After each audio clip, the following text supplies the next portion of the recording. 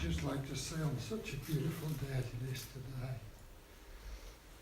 casting our minds back all those many, many years, 100 years, how lucky we are to be here, free, doing what we wish. How blessed we really are. Thank you so much. Yeah. Praise be to you. Yeah.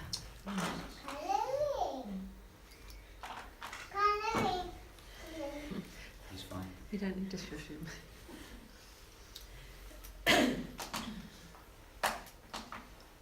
Okay, anybody else?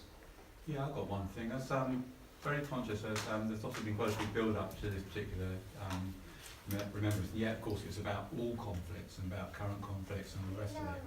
And I'm just thinking of some of the interviews that we've heard with some of the old war veterans who were ones from the First World War who died when they were around about a century old. And they still had tears in their eyes when they were talking about fallen comrades and the experiences and how that sort of lived with them and all their time. And then when we were praying this morning at the start, in silence, and I was thinking about how we see Jesus, and we respond very easily to these emotional things, and yet we often find quite a lot of distance between understanding ourselves and what Jesus went through on our behalf. And actually it's a very good way of connecting with that and understanding it's that deep. And he's always, somebody just says, looking out at us all the time. And it's just a question of us actually turning our eyes towards him like we do at these occasions. Yeah, that's really good.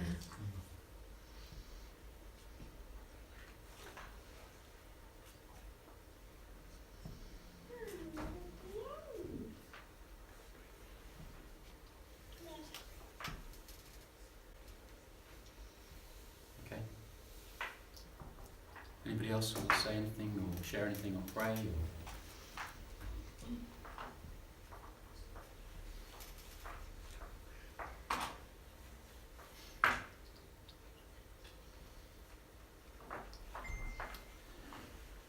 Okay, there were some notices, if you can get that one up please, Sophie, and I'll just go through those, that'd be great. So next Sunday, the third Sunday of the month, so this is going to throw everybody, we're doing Cafe Church on the third Sunday this month because the medieval fair occurs on the fourth Sunday of November and it's a nightmare trying to do Cafe Church in Costa when the medieval fair is on. So Costa don't like us doing it then, and we don't like doing it either, so we're on the third Sunday. So just to say that that's going to have an impact on the sort of normal start time that we would have for our third Sunday. We'll be a little bit later kicking off than normal, so feel free to be here for just around 11, and people will be coming in around there. Half 10, and then people might arrive on time. No, they won't do it. I know. Bitter experience tells me that just doesn't happen. So our normal start time, of course, everybody knows is what? They haven't got a clue, have they? It's 10:45, right? So 10:45 is when we start. We start with coffee, and then we kick off in around about 11. That's a brand new concept for people, isn't it? So 10:45 is anyway, so we'll be following that with our AGM, and our AGM really is as just the report. It's the Charity Commission requires us as a charity to have an AGM. This is one where the trustees communicate really what has happened in the year that they've just reported and updated to the Charity Commission, which happens to be 2017. Right, so it's not exactly current stuff, but it's important still for us to understand, okay, what are we actually saying we've done in 2017? What's the money that we've had in? Where has that money been spent? And how does that lead into our priorities and things for the future? So we're going to, Tufty and I are going to do a little bit of a double act and share on that. We are, aren't we? Yeah, so that should be, it's not strictly. Okay, the Chocolate Brothers. That's probably right. So we're going to do that, we're going to communicate a little bit about that. I'm going to be doing the sort of forward-thinking stuff. Tufty's going to be doing this is where we've come from and these are things that we've done and achieved stuff. But it's also our gift day. Now we haven't done one of these before, but a gift day, we're going to just sort of slot one of those in once a year, probably, maybe a bit more often than that, but not that regularly. A gift day is where we're specifically inviting people to contribute to specific things. So this is, if you like, an increase. A number of you give very generously to keep the lights on here and various other things that we are actually supporting, and we're really, really thankful. This is a kind of an additional opportunity to sow into specific things. So the three things that we're really wanting to sow into next year, and we want to invite you not necessarily to have come prepared with your £20,000 that you want to give to the thing. What? That we're going to focus on those things, and we'd really like for people to make either commitments to give or even just to give on the day. But there are three things that we'd really like to focus on. The first one is we were going to have Paul and Jane Smith last weekend or this weekend come and share about their plans to go as missionaries to Mozambique. And unfortunately, with Jane's dad being terminally ill and now actually just gone back home for palliative care and is not expected to last very many days, they just can't, that just was not the right time for them to come and share what was going on. And it may be that they go to Mozambique without actually having to come and being able to come and share with us a lot of detail, but we're hoping that we'll still be able to get there. It's just a lot of things going on for them at the moment, so we'll pray for them in a moment. But it'd be really good to support them practically. We want to do that as a church, sending them. Some of you don't know them because they've been away for 2 years. When people have arrived in that period of time, they've been doing training in America and California, and then been, in the last sort of nearly 12 months, been living down with Paul's parents. Even though they really intended, they'd hoped to be here, living with us and reconnecting with us as a church community and family. They really see us as their home. They see us as their extended family, and they have a sense of connection with us. So it would be great to sort of serve them and support them, both in prayer, in those of you who know them, kind of picking up the Skype phone or FaceTiming or whatever else that you can do just to connect with them through this season and beyond, but also to give financially to support them. So we would really like to support them with a monthly amount that enables them to continue to do the work that they're looking at doing. Some of those things, there is a very, very small salary attached to the job that Paul is going to take on in redeveloping this vocational training centre that's been pretty much in mothballed in the last little while. But we really like to support that work. It's a significant opportunity. Mozambique is a place that many of you will know is one of the poorest, most damaged by war, and most difficult situations to sort of go into. And I think anybody going there and serving in those environments and looking to support and re-educate and develop and disciple is it's really worth investing in. So we'd love to either give a lump sum to them we would want to give a lump sum to them to sort of help them get set up when they land, and then also a regular monthly commitment.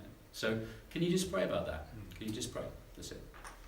If there is even a very small amount that you could give monthly, that we could all collect together and give to them and support them, that'd be great. The second thing, in last year, most of you know Wayne. Those of you who have met Wayne won't have forgotten him quickly. Wayne's doing some immense work in the town and in the school particularly lately. Now his role is the technical term or the title is intergenerational missioner, which he hasn't got a clue what it means really, is the honest truth, and nobody else has either. Basically, he is the mission bit of that loud and clear, and that's what he's going for. Now, we have last year supported, so if I tell you how he's paid, because we can bear his soul, and I don't mind that at all. It was a commitment for 5 years. So some visionary people, Kelvin Price particularly, saw in Wayne an opportunity to get someone who's a catalyst to come into this town and really be someone stirring up. So he's here on a 5-year contract that's paid for by the Church of England Church Commissioners, in part. And the total amount that they kind of commit to that was a significant amount of money. It was So he's one of 6 people in the Hereford Diocese who've been appointed to this type of role to bring change in market towns up and down the Hereford Diocese. And the local congregations have needed to raise about £8,000 a year to make that work. And we committed to take up a quarter of that 8. Okay? And we would really love to continue sowing into the work that he's doing. I was saying this to somebody and they said, well, like, we need to know what we get out of it. And I'm saying, I haven't got a clue. What we get is someone who's a catalyst, who's a transforming agent, doing stuff in schools that probably most other of us couldn't do, and seeing the kingdom of God advanced. So whether or not that means that, we grow as a church or not is kind of irrelevant. What is really important is that the kingdom of God is being advanced around that whole kind of role. So can I ask you to think about whether you'd be willing to support that? And then the third thing is, there are mission opportunities, one of which we've already got off the ground and one of which we plan to do next year, where we could just really do with a little bit of seed to sow. So this is the table which we've got coming later on, where we're running this cross-church family event, where last time we did it we had 20 adults and 20 children, the bulk of which haven't got any church connection whatsoever. We're just inviting you to sow into that too.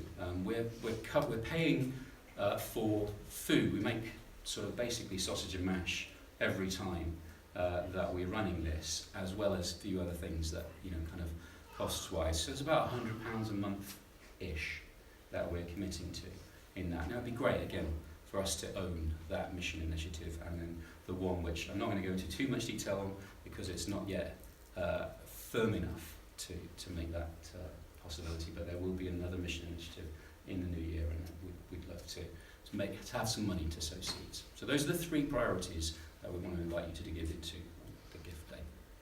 Okay, any questions? Yes? So are you wanting people when they give to a specific thing, or would you be equally happy if people just give? Don't mind. So we'll have envelopes, okay?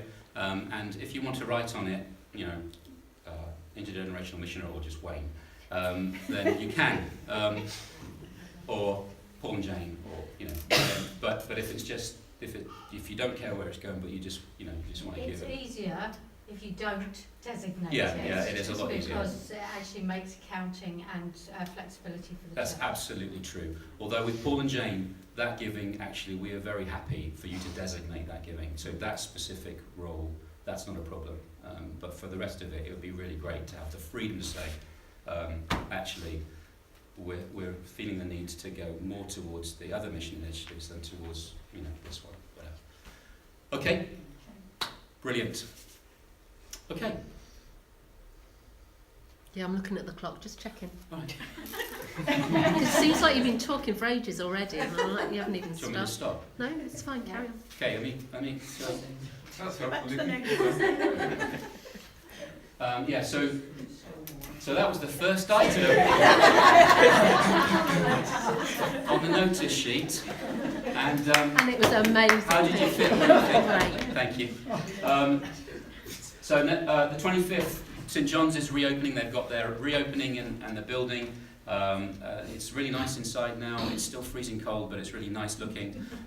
So they'd really love us to join them for their first sort of open morning service, 9:30 in the morning at St John's. So if you want to go and have a look in the building, you'll have to endure the Anglican liturgy. But you're fine. It's okay. You will survive.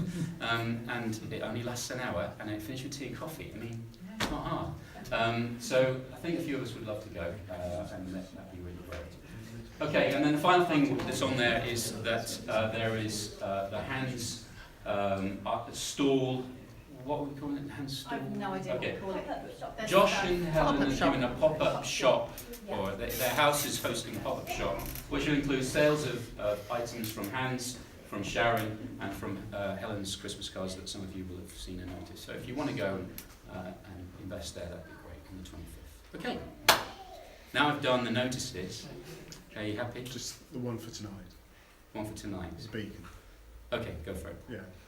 Tonight at Gallows Bank is a remembrance service, which starts, I think, Ruth, where are you? I'm there. here. It's at 6:45, wasn't it? Yeah, 6:45 at Gallows Bank, where there's going to be a lighting of the beacon, along with, obviously, various places throughout the country are lighting beacons. There will be a roll call of names of those who have fallen in the Ludlow area, and the Ludlow Male Voice Choir will be singing some First World War type songs, and followed by a song from Les Miserables as well. Which Tufty is in the choir and will be singing. And so, Oh, not is by that myself, Goff? Goff has now joined the Ludlow Male Voice Choir as well. So, and Mike Needs at the back is part of the Ludlow Male Voice Choir, and Rich Johnson is part of the Ludlow Male Voice Choir. So, there's quite a gathering. Thank you. Okay, great. Let's go on to the other thing.